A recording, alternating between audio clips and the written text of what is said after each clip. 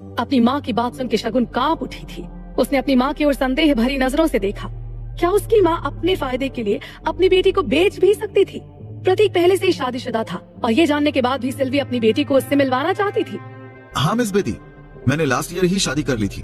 प्रतीक ने सिर हिलाते हुए सिल्वी से कहा। भले ही उसे शगुन में इंटरेस्ट था, उसने इस फैक्ट को नहीं छिपाया कि वो शादीशुदा था।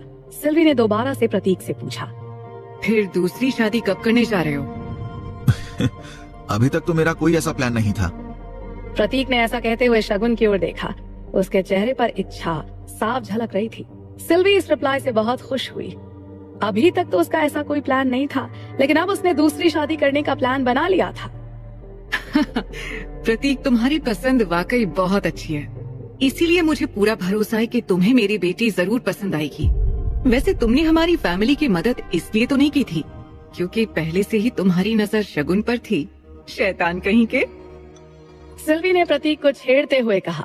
प्रतीक उसकी बात सुन के शर्मा गया। हालांकि उसका दिल ये बात अच्छे से जानता था कि उसने शगुन की वजह से बेदी फैमिली की मदद नहीं की थी, लेकिन उसने मौके पर चौका मारना बेहतर समझा। प्रतीक ने शर्माते हुए कहा, मिसेस बेदी, मुझे बिलीव नहीं हो रहा कि आपको इसके बारे में पता चल गया। आप सच में अंतर्यामी हो। अच्छा। सिल्वी बहुत खुश थी। उसने मुड़ के अपने पति पारस को कोहनी मारी मानो उससे कह रही हो, तुम इतने सरप्राइज्ड क्यों लग रहे हो? मैंने बेदी फैमिली के फायदे के लिए एक और काम कर दिया है। हालांकि पारस हैरान था और उसने सोचा, ये फायदे का सौदा कहाँ से हुआ? तुम अपनी बेटी को नुकसान पहुंचा रही हो। कोई माँ इतनी बेशर्म कैसे हो सकती है? शगुन मन ही मन सोच रही थी। उसकी आंख में आंसू झलक आए थे। Dhruv, I need your help. Sylvie ने मन ही मन ध्रुव को पुकारा। उसे पता था कि वो अकेले अपनी माँ और प्रतीक से नहीं लड़ पाएगी। ध्रुव ही उन दोनों को उनकी औकात याद दिला सकता था। प्रतीक को शगुन के चेहरे पर हेजिटेशन साफ दिख गई थी। वो कोई चांस नहीं लेना चाहता था। मैं किसी से फोर्सफुली शादी नहीं करना चाहता। अब क्योंकि मैंने शगुन को चुन ही लिया है, उसे मैं अपना सब कुछ देना चाहता हूँ। अगर वो चाहे तो मैं अपनी पत्नी को तलाक दे सकता हूँ। प्रतीक ने शगुन को देखते हुए सिल्वी से कहा। ये सुनकर सिल्वी भी थोड़ी सी हैरान रह गई। वो बहुत खुश थी। चलो, उसकी बेटी को किसी की दूसरी बीवी नहीं बनना पड़ेगा। पारस को भी राहत महसूस हुई। अरे, तुम किस बात का इंतजार कर रहे हो? तुम लोग आज रात ड्रिंक पर इस बारे में बात कर सकते हो ना? सिल्वी ने पारस की बाह को धीरे से छूते हुए कहा। पारस अभी भी झिझक रहा था। सिल्वी ने झुककर धीमी आवाज में उससे कहा, तुम्हें अभी भी लगता है क्या कि तुम्हारी बेटी को किसी और से शादी करनी चाहिए? तुम उसके बाप हो या दुश्मन? ये सुनकर पारस ने जल्दी से अपना हाथ बढ़ाया और प्रतीक से कहा, चलो आज रात मेरे घर पर ड्रिंक करते हैं। सिल्वी और प्रतीक दोनों मुस्कुरा रहे थे। ठीक उसी समय किसी ने वार्ड का दरवाजा खोल दिया। सिल्वी को यह हरकत बिल्कुल भी पसंद नहीं आई थी। वो अपने बारे में कुछ इम्पोर्टेंट बात कर रही थी, लेकिन कोई गेट खोल के बिना परमिशन के अंदर आ गया। जब सिल्वी ने पलट कर देखा तो वो एकदम दंग रह गई। उसका गुस्सा जो अभी अभी बढ़ा था, एक पल में गायब हो गया। वार्ड के अंदर आया हुआ शख्स कोई और नहीं बल्कि मानवीर हांडा था। प्रतीक सच में बहुत पावरफुल था। क्या आया हुआ शख्स सच में मानवीर हांडाई था? सिल्वी ने सरप्राइज्ड होकर मन ही मन सोचा। सिल्वी बहुत खुश थी। उसने प्रतीक की ओर देखा। जहाँ तक प्रतीक की बात है, वो भी सरप्राइज होकर मानवीर को देख रहा था। उसने सोचा कि भले ही मानवीर ने उसके इनविटेशन को डिक्लाइन कर दिया था, लेकिन एंड में उसे आना ही पड़ गया। क्या मानवीर ने उसका इनवाइट इसलिए डिक्लाइन किया था क्योंकि वो उससे पर्सनली मिलने आना चाहता था? हालांकि प्रतीक को उम्मीद नहीं थी कि दरवाजे में एंटर करने के बाद मानवीर उसे पूरी तरह से इग्नोर कर देगा। ऐसा लग रहा था मानो मानवीर ने उसे देखा ही ना हो। मानवीर सीधे पारस के पास चला गया। क्या आप मिस्टर बेदी हैं? मानवीर का लहजा बेहद रिस्पेक्टफुल था। सिल्वी ने चुपचाप अपने पति की ओर देखा। उसने पहले कभी अपने पति को इतनी सम्मान भरी नजर से नहीं देखा था। सिल्वी ने मन ही मन सोचा, ये मेरा बेवकूफ पति ये सच में मानवीर को जानता है? उसने मुझे पहले क्यों नहीं बताया? सिल्वी ने अपने होंठ काटे। वो एक छोटी लड़की की तरह शर्मा रही थी। पहली बार उसे अपने पति पर गर्व हो रहा था। साथ ही साथ सिल्वी को प्रतीक पर भी गर्व हो रहा था। कपूर फैमिली सच में बहुत इन्फ्लुएंशियल थी। हालांकि इससे पहले कि सिल्वी सही से खुश हो पाती, कुछ ऐसा हुआ जिसकी उसे उम्मीद नहीं थी। पारस ने मानवीर को ऊपर से नीचे देखा। बेशक उसने मानवीर के बारे में सुन रखा था, लेकिन उसने रियल लाइफ में मानवीर को कभी नहीं देखा था। मानवीर जिस तरह के काम करता था, उसकी वजह से वो कभी भी मीडिया के सामने नहीं आता था। पारस मानवीर को देख के हकलाने लगा। अरे आपको मुझे आप कहने की जरूरत नहीं है। पारस ने मानवीर से कहा। उसका पूरा शरीर कांप रहा था। उसे इतने बड़े लोगों से अकेले मिलने की आदत नहीं थी। आमतौर पर उसकी बीवी ऐसे लोगों से डील किया करती थी। सिल्वी को समझ आ गया था कि आज भी उसे अपने पति की मदद करनी पड़ेगी। सिल्वी जल्दी से मानवीर के पास गई और बोली, मिस्टर हांडा, प्लीज मेरे पति को माफ कर दीजिए। वो आज मेरे बारे में बहुत चिंतित हैं। मानवीर को सिल्वी की आवाज सुन के थोड़ा अजीब लगा, लेकिन उसने कुछ नहीं कहा। ध्रुव ने उससे जो काम करने को कहा था वो उसे अच्छे से करना था। लेडीज एंड जेंटलमैन, मैं आप सबको आज रात को एक डिनर पर ले जाना चाहूंगा। मानवीर ने अदब से सिर झुकाते हुए कहा। वार्ड में मौजूद सभी लोग हैरान रह गए थे। उसके बोलने के ढंग से ऐसा नहीं लग रहा था कि वो अंडरवर्ल्ड का किंग था। मानवीर का लहजा देख के सिल्वी हवा में उड़ने लगी थी। इसका मतलब ये था कि मानवीर बेदी फैमिली के लिए अपना स्टैंडर्ड ड्रॉप करने को तैयार था। सिल्वी पूरी तरह से हैरान थी। क्या बात है, कपूर फैमिली सच में इतनी पावरफुल है? सिल्वी ने सोचा। उसने लंबे समय से सुन रखा था कि कपूर फैमिली का कैसीनो बिजनेस पूरे मकाओ में फैला हुआ था।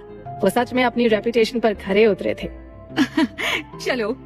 सिल्वी को अब चक्कर भी नहीं आ रहे थे और उसे ग्लूकोज की भी जरूरत महसूस नहीं हो रही थी। हालांकि पारस अपनी पत्नी के लिए वरिड था, लेकिन सिल्वी को देखकर ऐसा लग रहा था कि अब वो और इंतजार नहीं कर सकती। पारस ने अपना कोट पहनते हुए कहा, मैं जाकर खाने का ऑर्डर दे आता हूँ। उसकी कोई जरूरत नहीं है, मैंने पहले ही ऑर्डर दे दिया है। मानवीर ने तुरंत उसे रोका। पारस को थोड़ी शर्मिंदगी महसूस हुई, लेकिन फिर भी वो रुक गया। ध्रुव यार, मान गए तुम्हें। तुम पावरफुल तो हो ही, साथ में एक जादूगर भी हो। शगुन ने मन ही मन सोचा। उसे पता था कि ध्रुव के कहने की वजह से ही मानवीर दुम दबा के उसके माँ बाप से मिलने आया था। ध्रुव ने बिना मौजूद हुए अपना जादू दिखा दिया था। शगुन ने मन ही मन उसे एक फ्लाइंग किस दी। तभी अचानक वार्ड के अंदर एक जोरदार आवाज हुई और शगुन अपनी सपनों की दुनिया से बाहर आ गई। मानवीर ने प्रतीक को एक जोरदार थप्पड़ जड़ दिया था। भाड़ में जाओ, तुम मेरा पीछा करना कब बंद करोगे? अगर मैं तुम्हें सबक नहीं सिखाऊंगा तो तुम नहीं रुकोगे, है ना? मानवीर ने ये कहने के बाद प्रतीक को एक जोरदार किक मारी और प्रतीक उड़ के कुछ मीटर दूर जा गिरा। मानवीर ने शगुन के सामने प्रतीक की पिटाई कर दी थी। इस वजह से उसका मेल ईगो बहुत ही ज्यादा हर्ट हुआ, लेकिन वो मानवीर के खिलाफ रिटालिएट नहीं कर सकता था। मानवीर की हरकत देख के वार्ड में मौजूद एक इंसान सबसे ज्यादा हैरान हुआ था और वो थी सिल्वी। मानवीर प्रतीक की पिटाई क्यों कर रहा है? प्रतीक ने उसे डिनर के लिए इनवाइट नहीं किया क्या? सिल्वी के मन में कई सारे क्वेश्चंस घूम रहे थे। वो हैरान रह गई, लेकिन उसने हिलने की हिम्मत नहीं की। मानवीर ने बिल्कुल भी दया नहीं दिखाई। अगर वो प्रतीक को जानता होता तो वो उसे इतनी जोर से नहीं मारता। आखिर वो कर क्या रहा था? पारस भी हैरान रह गया था, लेकिन उसकी भी मानवीर से कुछ पूछने की हिम्मत नहीं हुई। प्रतीक जमीन पर पड़ा हुआ था, उसके मुंह से खून बह रहा था। हालांकि वो मार्शल आर्ट्स में ट्रेन था और वो कई बार गैंगस्टर्स को सबक भी सिखा चुका था, लेकिन मानवीर की किक इतनी तेज थी कि वो इसे बिल्कुल भी बर्दाश्त नहीं कर सका। प्रतीक ने एक और खून जमीन पर उगलते हुए मानवीर की ओर देखा। उसे पता था कि उसे मानवीर के सामने ऊंची आवाज में बात करने की परमिशन नहीं थी। उसने सावधानी से पूछा, मिस्टर हांडा, आप क्या कह रहे हैं? मानवीर प्रतीक को सही से नहीं जानता था। उसे लगता था कि केवल प्रतीक के फादर ही उससे बात करने के लायक हैं। हालांकि जब प्रतीक ने मानवीर को डिनर पर इनवाइट करने के लिए फोन किया था तो उसे प्रतीक का चेहरा याद आ गया था।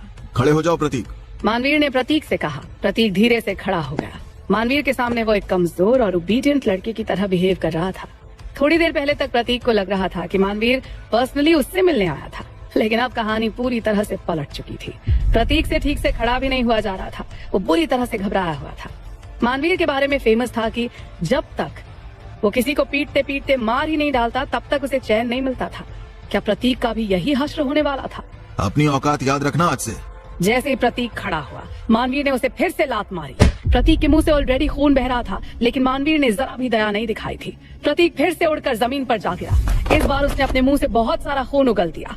पारस और सिल्वी बुरी तरह से हैरान रह गए थे। उन्हें लग रहा था कि दो बहुत बड़े बिजनेसमैन के बीच इस तरह की लड़ाई होना एक इम्पॉसिबल चीज है, भले ही उनके बीच कितनी भी रंजिश क्यों ना हो। और यहाँ तो लड़ाई ही नहीं चल रही थी, यहाँ तो बिजनेसमैन की एक तरफा धुनाई चल रही थी। दूसरी ओर शगुन ज्यादा हैरान नहीं थी। उसे पता था कि मानवीर ध्रुव गिल के दम पर उछल रहा था। ध्रुव उसका बॉयफ्रेंड था। ये उसके लिए कितनी गर्व की बात थी। माफ करिएगा। मानवीर ने प्रतीक को सबक सिखाने के बाद अपना सिर घुमाकर पारस और सिल्वी से कहा। सिर घुमाते ही मानवीर का एटीट्यूड चेंज हो गया था। इस बदमाश की वजह से मुझे हॉस्पिटल पहुंचने में थोड़ी देर हो गई। मैं अपने बॉस का फोन आते ही हॉस्पिटल के लिए निकलने वाला था, लेकिन इस बेवकूफ ने उसी समय फोन करके मेरे कुछ मिनट्स बेकार कर दिए। ये ऐसी हरकतें पहले भी करता रहा है, इसलिए इसे सबक सिखाना जरूरी था। आज से ये मुझे फोन करने के बारे में सोचेगा भी नहीं। मानवीर को डर था कि हॉस्पिटल पहुंचने में हुई कुछ मिनट्स की देरी की वजह से कहीं ध्रुव उससे नाराज ना हो जाए। क्या मानवीर ने प्रतीक को केवल इसलिए इतना पीटा क्योंकि उसकी वजह से मानवीर को कुछ मिनट्स की देरी हो गई थी? सिल्वी मन ही मन सोच रही थी। ये बात उसके गले से नहीं उतर रही थी। प्रतीक की पिटाई का ये सोल रीजन नहीं था।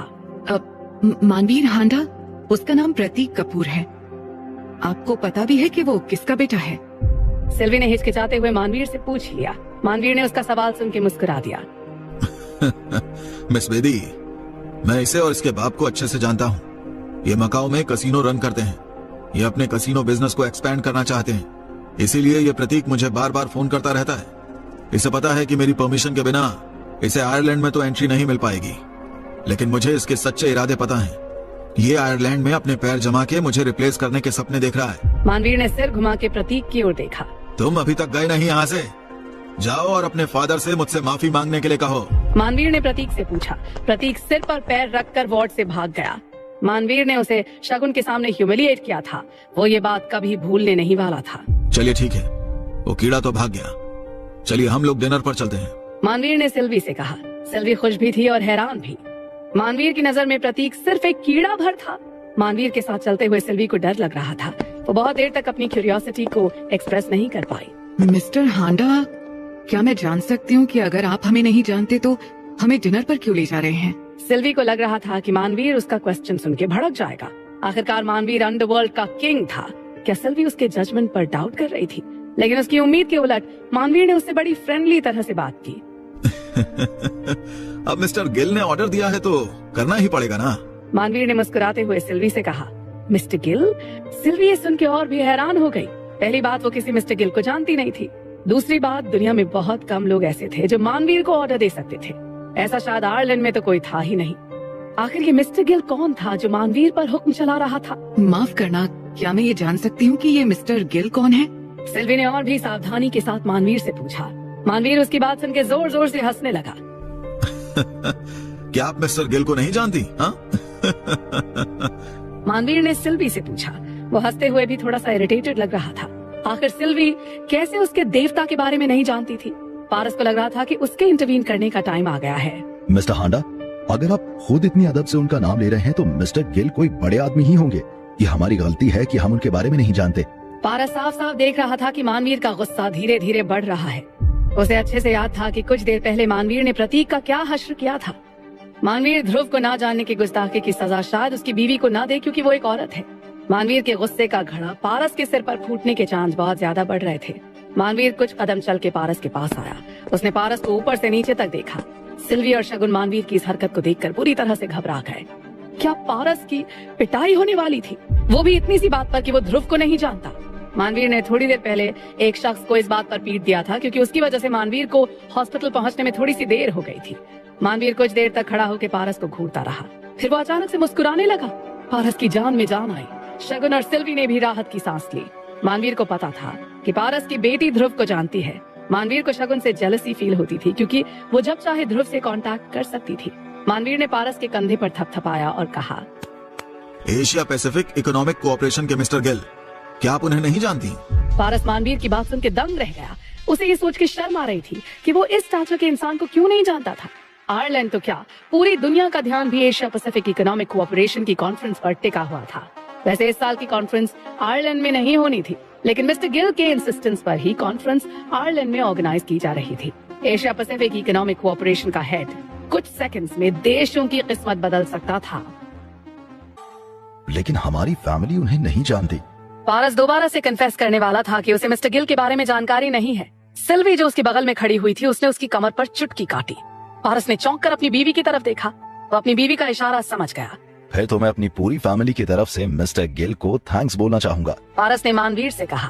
पारस के कहने के थोड़ी देर बाद वो सब ओडिसी होटल पहुंच गए। अब सिल्वी को ओडिसी होटल से कोई इशू नहीं रह गया था।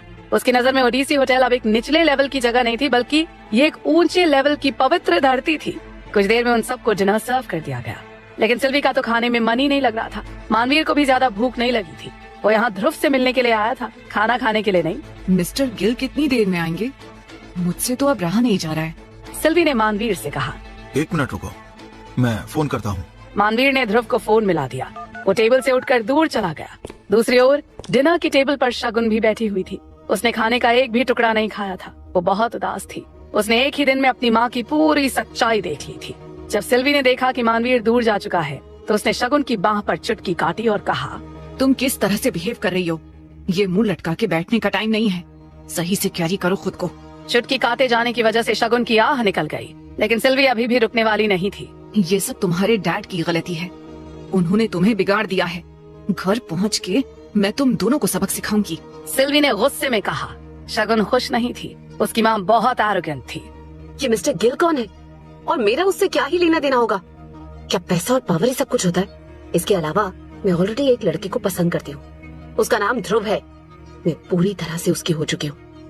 मुझे एशिया पैसिफिक इकोनॉमिक कॉर्पोरेशन के मिस्टर गिल से कोई रिश्ता नहीं बनाना है।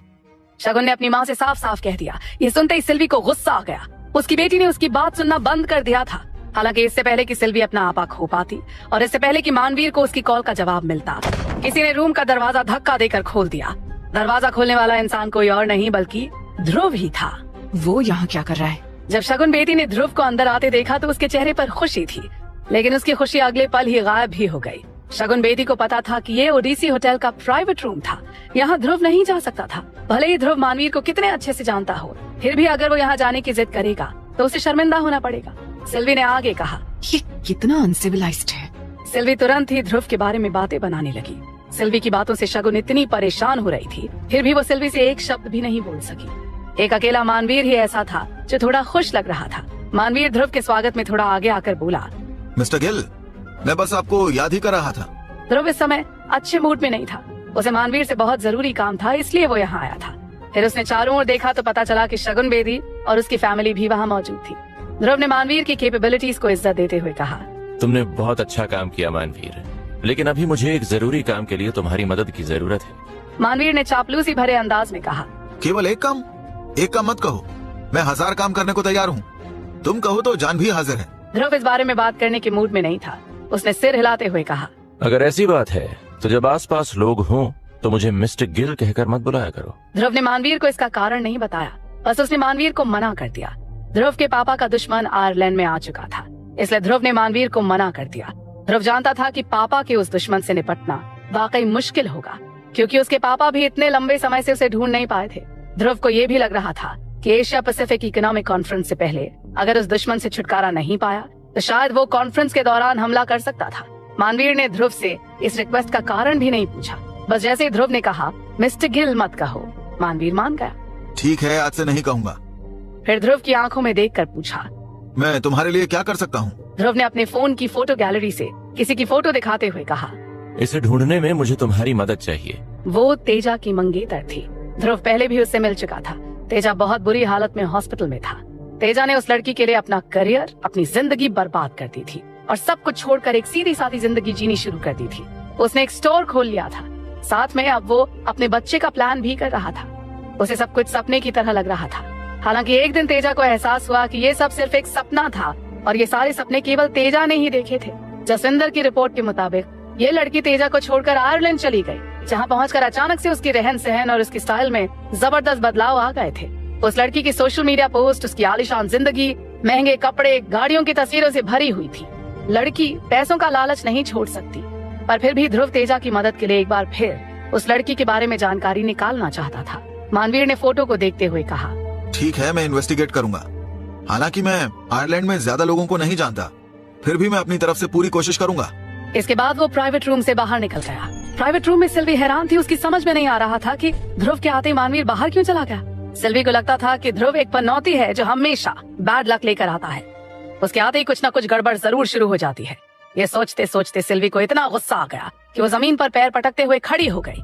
दूसरी ओर शगुन बेदी ध्रुव को देखकर खिल उठी थी और उसकी खुशी ने सिल्वी को और भी ज्यादा नाराज कर दिया था। सिल्वी ने अपनी मुट्ठियां कसकर भींच ली और उसकी आंखों में गुस्सा साफ दिख रहा था। जरूर कुछ अर्जेंट होगा, इसलिए ध्रुव और मानवीर किसी से बगैर कुछ कहे चले गए। थोड़ी देर बाद सिल्वी, शगुन और वो सिविल लाइंस पहुंच गए। सिविल लाइंस आयरलैंड का सबसे पॉश इलाका था। यहाँ लाइन से कई बड़े बार्स थे जहाँ रात रात भर पार्टियां चलती रहती थी। आयरलैंड में लोग शाम को यहाँ आना पसंद करते थे। लोगों का हुजूम बार खुलने से पहले ही वहाँ खड़ा इंतजार कर रहा था। चारों ओर काफी अच्छा माहौल था। दूसरी तरफ सिल्वी अपने सामने खड़े शगुन और पारस को घूर रही थी। मिस्टर गिल से मिलने का अच्छा मौका बर्बाद हो चुका था। सिल्वी ने आंखें तरेरते हुए कहा, देखो, वो तुम्हारी बेटी का दोस्त है पारस ने तुरंत सिल्वी को समझाते हुए कहा। हनी, कभी दोबारा मौका मिलेगा। पारस की बात सुनते ही सिल्वी ने मेज पर हाथ मारते हुए कहा। मौका? किस तरह का मौका चाहिए? वो अचानक ही अजीब सी दिखने लगी। वो किसी आदमी से भी ज्यादा डरावनी दिख रही थी। उसका ये रूप देखकर पारस भी हैरान था, लेकिन उसने कुछ कहा नहीं। उनकी शादी एक तरह का कॉम्प्रोमाइज था। जिस समय दोनों की शादी हुई उस समय सिल्वी केवल 16 साल की थी। उस समय बाफना फैमिली ने न केवल सिल्वी की शादी बेदी फैमिली में की, बल्कि उन्होंने सिल्वी की बड़ी बहन दिशा की भी शादी बेदी फैमिली में करवाई थी। असल में बाफना फैमिली में लगभग सभी लड़कियां थी और सभी की शादी पैसे वाली और पावरफुल फैमिलीज में हुई थी। वो सभी अपने पैसों और पावर का शो ऑफ करती रहती थी, जिसके कारण सिल्वी एक तरह के मेंटल फ्रस्ट्रेशन में रहती थी। पारस को आज तक समझ में नहीं आया कि अगर सिल्वी ऐसी शादी का शिकार थी तो भला वो अपनी बेटी को भी उसके नक्शे कदम पर चलने के लिए क्यों मजबूर कर रही थी। सिल्वी ने मेज पर हाथ मारकर शगुन से कहा। शगुन, अब मैं तुम्हें 2 चॉइसेस दूंगी। या तो तुम उस लड़के से अपने सारे रिश्ते तोड़ लो, या फिर कभी बेदी फैमिली में वापस आने के बारे में मत सोचना। इस बेदी फैमिली में सबके सब लूजर्स हैं। ये सुनकर शगुन बेहद दुखी थी। अपनी माँ के मुंह से ये सब सुनना बहुत अजीब लग रहा था। वैसे तो शगुन ने ही अपनी माँ से निपटने के लिए ध्रुव से मदद मांगी थी। माँ अगर उससे ऐसी बातें कर रही थी तो इसमें हैरानी वाली कोई बात नहीं थी, पर फिर भी माँ के मुंह से ये सब सुनकर शगुन को बहुत अजीब लग रहा था। सिविल लाइंस पर। सिविल लाइंस आयरलैंड का मेन अट्रैक्शन था। ये नई उम्र के लड़के लड़कियों की फेवरेट जगह थी। लोग यहाँ मौज मस्ती के लिए आना पसंद करते थे। सिविल लाइंस में आयरलैंड की सबसे फेमस बार स्ट्रीट थी। वहाँ के सबसे फेमस बार में पहुंचकर मानवीर ने मुस्कुराते हुए कहा। मिस्टर गिल, ये काफी फेमस जगह है। भले ही मानवीर पहले कभी यहाँ नहीं आया था, पर उसे भी इस बार के बारे में काफी कुछ पता था। यहाँ कई फेमस बॉलीवुड फिल्म्स की शूटिंग हुई थी और ये जगह ज्यादा महंगी नहीं थी, इसलिए यहाँ एंट्री के लिए लंबी लाइंस लगती रहती थी। मानवीर कुछ देर तक इंतजार कर एंट्री का कोई शॉर्टकट निकालने के लिए दरवाजे की ओर चल दिया। मैं तुम्हें अंदर ले जाने का रास्ता ढूंढता हूँ। हालांकि वो आयरलैंड में बहुत फेमिलियर नहीं था, लेकिन ऐसे लाइन से निकलकर अंदर जाने का रास्ता निकालना उसके लिए बहुत आम सी बात थी। जहाँ तक ध्रुव की बात है, उसे इसकी बिल्कुल भी परवाह नहीं थी। वो किसी लड़की को ढूंढने के लिए आया था। जैसा कि उम्मीद थी, थोड़ी देर में साड़ी में एक लड़की आती दिखाई दी। वो खुद जीप चला रही थी, जो उसकी इंडियन ट्रेडिशनल ड्रेस से बिल्कुल फिट नहीं बैठ रही थी। जैसे ही जीप रुकी, लड़की ने अपनी साड़ी उतार दी और अगले ही पल उसका ड्रेसिंग स्टाइल चेंज हो गया। साड़ी के अंदर उसने पार्टी आउटफिट पहन रखा था। उसकी स्कर्ट इतनी छोटी थी कि एंट्री गेट पर सभी लड़कों की नजरें उस पर टिकी थी। उस लड़की ने भी ध्यान दिया कि लोग उसे ही घूर रहे थे और उसे कोई खास फर्क नहीं पड़ा। उसे शायद इस सब की आदत पड़ गई थी। जब ध्रुव ने उसे देखा तो वो तुरंत उसे रोकने के लिए उसके सामने आकर खड़ा हो गया। ध्रुव को देखते ही उस लड़की की भौं में बल पड़ गए। साफ था कि वो ध्रुव को अच्छे से जानती थी। हालांकि उसने ये दिखाने की कोशिश की कि वो ध्रुव को नहीं जानती है, इसलिए उसने पूछा, तुम कौन हो? बाहर से भले ही वो शांत दिख रही हो, पर अंदर ही अंदर वो लड़की हंस रही थी। उसने मन ही मन कहा, क्या बेवकूफ इंसान है, यहाँ सिविल लाइंस में आकर हीरो बनने की कोशिश कर रहा है। यहाँ गड़बड़ करने का मतलब है अपनी मौत को दावत देना।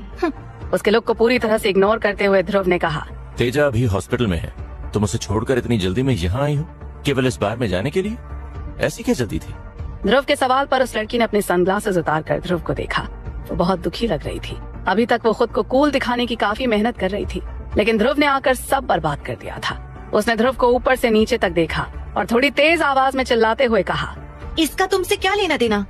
उसके जवाब पर ध्रुव ने गुस्से में अपने दांत पीसते हुए कहा, मैंने तुमसे कहा था ना, तेजा मेरा बहुत अच्छा दोस्त है। ध्रुव का गुस्सा देखकर भी उसे कोई फर्क नहीं पड़ा। उसने हंसते हुए ध्रुव को जवाब दिया, अब समझ में आया, तुम भी उसकी तरह किसी काम के नहीं हो। तुम सारे लूजर लोग एक दूसरे को कैसे जानते हो? तेजा अच्छा इंसान है लेकिन पूरा बेवकूफ है।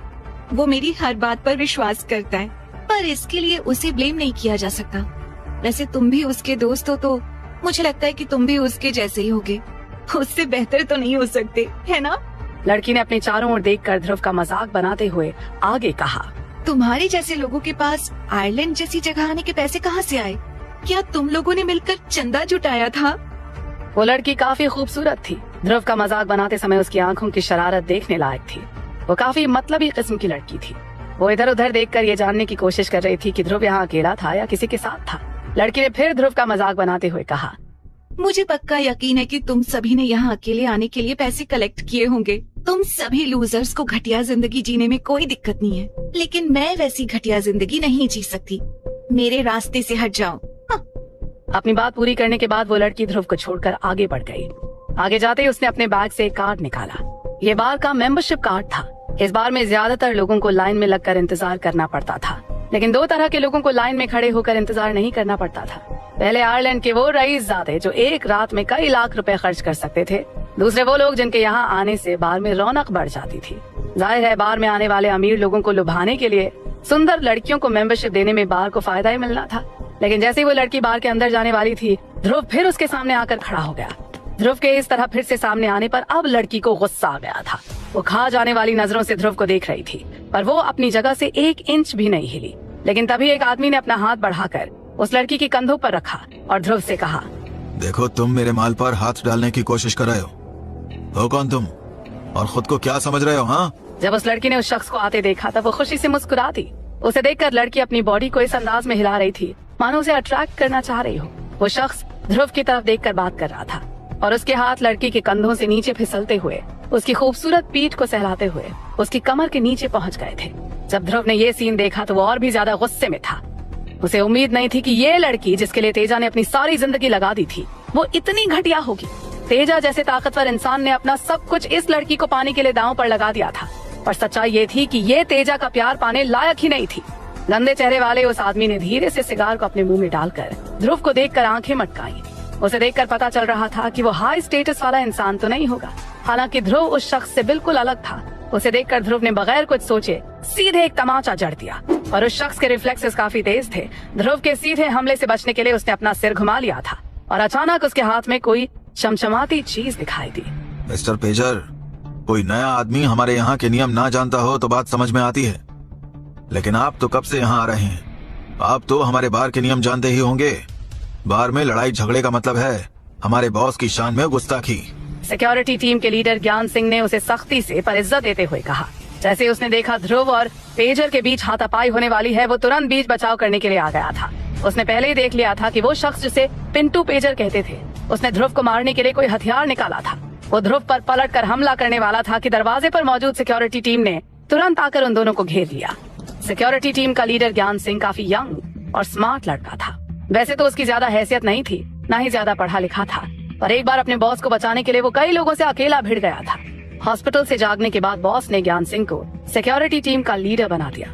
उसकी सैलरी ज्यादा नहीं थी, लेकिन वो बॉस के सबसे पसंदीदा लोगों में से एक था। बार में काम करने के दौरान उसे आयरलैंड में सबसे खूबसूरत लड़कियों से मिलने का मौका मिल रहा था, इसलिए उसे यहाँ काम करने में कोई परेशानी नहीं थी। उस मैले कुचैले चेहरे वाले शख्स पिंटू पेजर ने जब सिक्योरिटी टीम के लीडर को देखा तो उसने मुस्कुराते हुए कहा, ज्ञान सिंह, ये मेरी बंदी को छेड़ने की कोशिश कर रहा था, साथ ही इसने मुझ पर हाथ चलाने की कोशिश की। क्या तुमने उसे नहीं देखा? इतना कहकर वो अपने हाथ में वॉकिंग स्टिक हिलाता हुआ ध्रुव के पास पहुंच गया। उसके इंटेंशन अच्छे नहीं लग रहे थे। उसने ध्रुव को ऊपर से नीचे तक देखा और उसे एहसास हो गया कि ध्रुव आयरलैंड का लोकल नहीं था। अभी वो कुछ कहता उससे पहले ही ध्रुव ने मुड़कर ज्ञान सिंह से कहा, मैं यहाँ इसकी बंदी को छेड़ने नहीं आया हूँ, मैं किसी को ढूंढ रहा हूँ। ज्ञान सिंह ने मुस्कुराते हुए पूछा, तुम किसे ढूंढ रहे हो? ध्रुव ने अपनी आंखों से तेजा की वाइफ की तरफ इशारा करते हुए कहा। ज्ञान सिंह ने फिर सिर हिलाकर कहा, अच्छा तो बताओ उसका नाम क्या है? ज्ञान सिंह के सवाल पर ध्रुव हैरान था। सच कहें तो ध्रुव को सच में तेजा की पत्नी का नाम नहीं मालूम था। ध्रुव को चुप देखकर पिंटू पेजर ने ध्रुव का मजाक बनाते हुए कहा, बेटे तुम उसका नाम भी नहीं जानते? अब तुम्हारे पास कहने के लिए कुछ नहीं रह गया है। अगली बार किसी लड़की के आसपास भटकने से पहले 100 बार सोच लेना। तुम्हारी शक्ल देखकर नहीं लगता कि यहाँ आयरलैंड में तुम्हें एक भी लड़की घास डालेगी। जाओ जाकर अपनी हैसियत की लड़कियों को छेड़ो। तुम्हें नया समझकर छोड़ रहा हूँ, नहीं तो यहाँ आयरलैंड में कोई ऐसी गलती करने की हिम्मत नहीं करता। इतना कहते पिंटू ने अपने बैग से नोटों की गड्डी निकालकर हवा में उछाल दी। पिंटू ने लगभग 2 लाख रुपए ऐसे ही हवा में उड़ा दिए थे। आसमान से गिरते करेंसी नोट्स को देखकर ध्रुव ने अपनी जीभ चटका ली। ध्रुव ने मनी मन हंसते हुए कहा, दिलचस्प। मैं बिलीव नहीं कर सकता कि कोई मुझे पैसे दिखाकर ह्यूमिलिएट करना चाहता है। ध्रुव जैसे पैसों को देख रहा था, उसे देखकर तेजा की वाइफ ने ध्रुव से कहा, क्या तुम्हें मिस्टर पेजर और अपने बीच का अंतर नहीं पता है? मिस्टर पेजर एक रात में कई लाख रुपए ऐसे ही उड़ा सकते हैं। बेहतर होगा कि तुम यहाँ से चुपचाप चले जाओ। मैं तुमको दोबारा यहाँ नहीं देखना चाहती। उसके बाद तेजा की पत्नी खुद भी जाने लगी, पर थोड़ा आगे जाकर वो रुकी और मुड़कर बोली, वैसे मेरा नाम डेजी है। इतना कहने के बाद डेजी पिंटू के साथ बार में चली गई। पिंटू को डेजी का फिगर बहुत पसंद आता था, इसलिए जैसे ही वो आगे बढ़ी पिंटू का हाथ डेजी की कमर पर था। पिंटू ने ऊंची आवाज में ध्रुव को सुनाते हुए डेजी से कहा, पता नहीं कहाँ कहाँ से चले आते हैं। ध्रुव ने देखा कि डेजी को पिंटू की बात पर गुस्सा आ रहा था, पर उसने कुछ नहीं कहा। दोनों के जाने के बाद ध्रुव के पास खड़े ज्ञान सिंह ने उसकी ओर देखकर कहा, तुम अभी भी यहाँ खड़े हो? अब तुम्हारा यहाँ क्या काम है? तुम्हें हमारे बार ने ब्लैकलिस्ट कर दिया है, इसलिए तुम्हारे लिए बेहतर होगा कि तुम तुरंत यहाँ से निकल जाओ। ध्रुव ने ऊपर देखते हुए मन ही मन सोचा, तो आयरलैंड का सबसे फेमस शेक बार ये ही है। ध्रुव को लग रहा था कि मानवीर अपना काम करने में बहुत देर लगा देता है। ध्रुव ने मुस्कुराते हुए ज्ञान सिंह से कहा, मैं कहीं नहीं जाऊंगा, उल्टा मुझे अंदर जाना है और तुम्हारा बॉस मुझे अंदर लेकर जाएगा। ज्ञान सिंह ने अपने बगल में दबी छड़ी को हाथ में लेकर कहा, क्या तुम मुझे उकसा रहे हो? ध्रुव ने ज्ञान सिंह से कुछ नहीं कहा। उसने बस अपना फोन निकाल कर निहाल को फोन लगाया। निहाल ध्रुव की कॉल का ही इंतजार कर रहा था। उसने तुरंत ध्रुव की कॉल का जवाब दिया।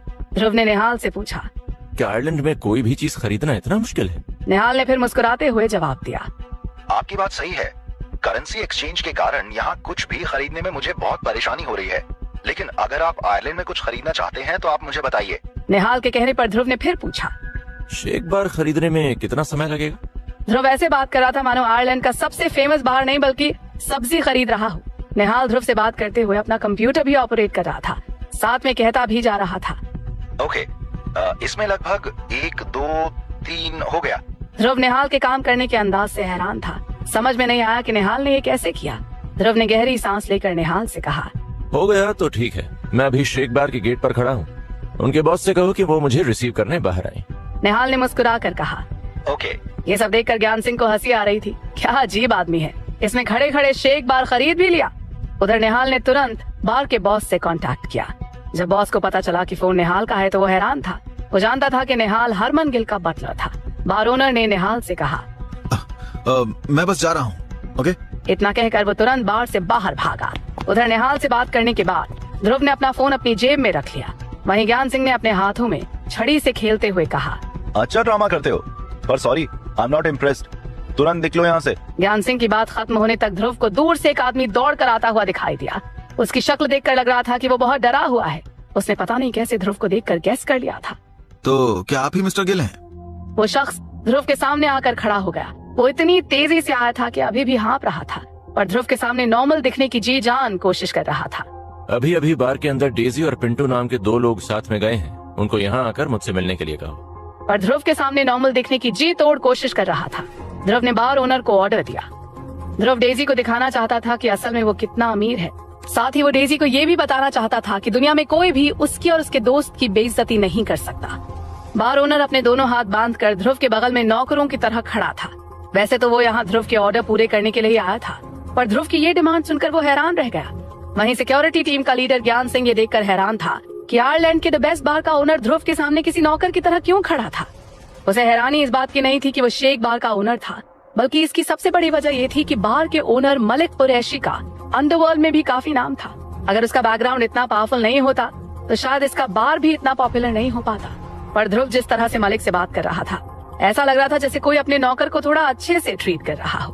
पर ज्ञान सिंह को सबसे ज्यादा हैरानी इस बात की थी कि उसका बॉस भी ध्रुव के सामने हाथ बांध कर खड़ा था। उसे ध्रुव से इस तरह बात करने में कोई परेशानी नहीं थी। नाराज होने के बजाय मलिक मुस्कुरा कर ध्रुव से बोला, मिस्टर गिल, मैं डेजी को बुला सकता हूँ, और मुझे लगता है कि अगर पिंटू के साथ छेड़छाड़ ना करें तो बेहतर होगा। मलिक की बात सुनकर लग रहा था कि पिंटू कोई छोटा मोटा इंसान नहीं था। उसकी आइडेंटिटी इतनी सिंपल नहीं थी जितनी ध्रुव को लग रही थी। ध्रुव ने थोड़ा सीरियस होते हुए कहा, श्योर। हालांकि मुझे ऐसा क्यों लग रहा है कि तुम मुझे मना कर रहे हो, तो इसके 2 ही मतलब हो सकते हैं। या तो तुम उस पर हाथ डालने में डर रहे हो, या तुम उसकी साइड लेने की कोशिश कर रहे हो। ध्रुव की बात सुनकर मलिक डर से कांप रहा था। उसकी आंखें सिकुड़ गईं, और तुरंत ही मलिक ने अपने आप को संभाल लिया और मुस्कुराते हुए कहा, मिस्टर गिल, आप यहाँ रहते मुझे किसी बात का डर नहीं, और मैं भला उसकी साइड क्यों लेने लगा। आप उसका कुछ भी कीजिए, मुझे कोई परेशानी नहीं। चलिए आइए अंदर चलते हैं। मलिक बहुत चालाक और समझदार इंसान था। वो ध्रुव और पिंटू दोनों में से किसी को भी नाराज नहीं कर सकता था, इसलिए बहुत समझदारी भरा जवाब दिया। उसे ये सोचने की जरूरत भी नहीं थी कि क्या करना है। उसके जैसा डायनामिक इंसान जो अंडरवर्ल्ड और बिजनेस दोनों की खबर रखता हो, उसे पहले से ही पता था कि ध्रुव एशिया पैसिफिक इकोनॉमिक कॉन्फ्रेंस की सबसे इम्पोर्टेंट फिगर था। वो ये भी जानता था कि ध्रुव के लिए पिंटू पेजर को खत्म करना एक चींटी को मारने जितना आसान था। वहीं मलिक के आसपास खड़े लोग, खासतौर पर ज्ञान सिंह, ये देखकर पूरी तरह से हैरान थे। उसे अभी तक अंदाजा भी नहीं हो पा रहा था कि ये ध्रुव आखिर है कौन। यहाँ तक कि मलिक कुरैशी जैसा इंसान भी उसके सामने वफादार कुत्ते की तरह दुम हिला रहा था। आज तक किसी ने मलिक को इस तरह बिहेव करते नहीं देखा था। फिर मलिक ध्रुव को अपने बार के अंदर ले गया।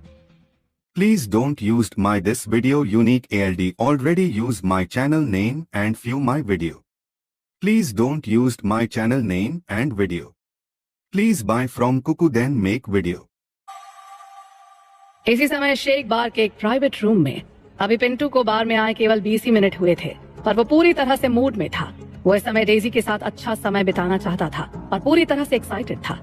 जब पिंटू ने अपने सामने डेजी जैसी खूबसूरत लड़की को देखा तो उसे लगा जैसे कमरे के अंदर अभी भी उतना एक्साइटमेंट नहीं हुआ है जितना होना चाहिए।